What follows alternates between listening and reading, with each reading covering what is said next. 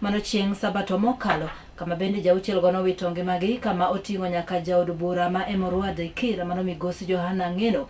Nyasi ma kamano nobagi odiochieng'ni ma kawuono e kanisano mong'ere kaka Africa Gospel Church mano mayudore Karen Bore Nairobi, kama bende noyuore koda ka jotelo mopogore opogore e pacho kaeri ka otelnegi koda ka jalup jatend piny owacho Ngire Kithure Kindiki kaachiel koda ka spika od bura mamalo mano migosi Moses Wetangula koda ka spika od bura mar Senate migosi Jeffa Amason Kingi.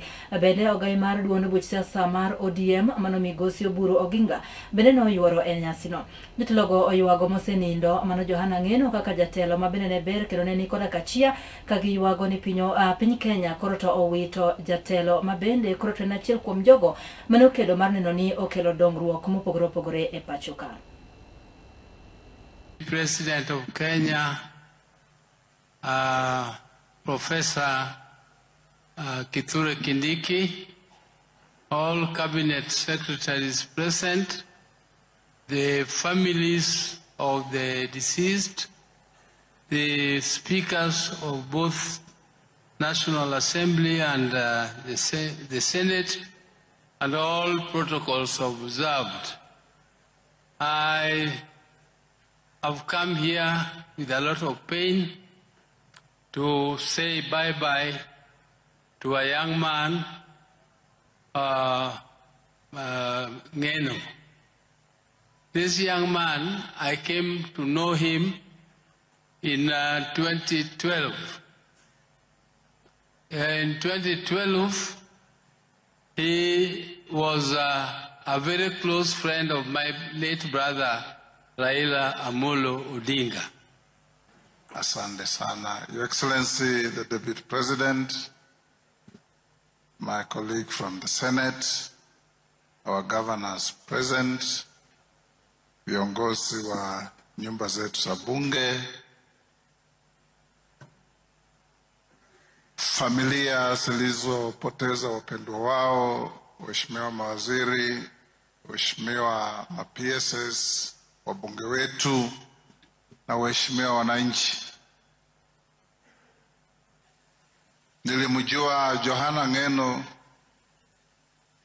in 2006 when he walked to my office in Foreign Affairs and told me he wanted to go and compete against Gideon Konchela.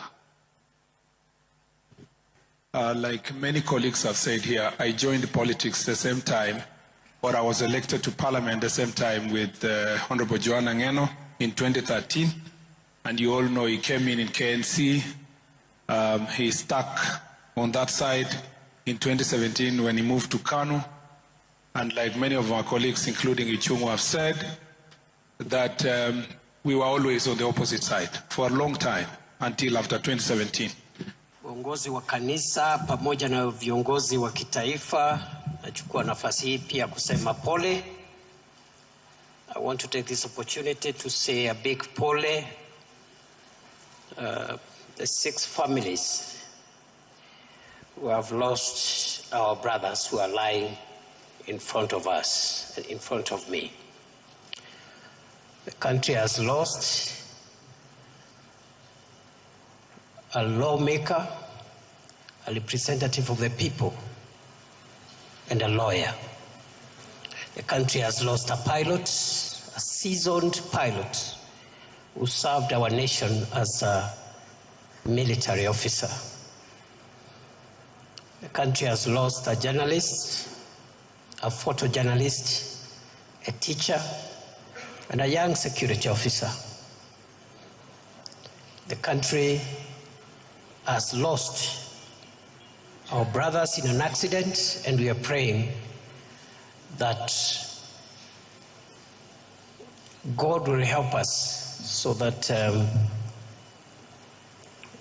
we prevent more deaths, whether in road accidents, air accidents, or any other death that we can prevent.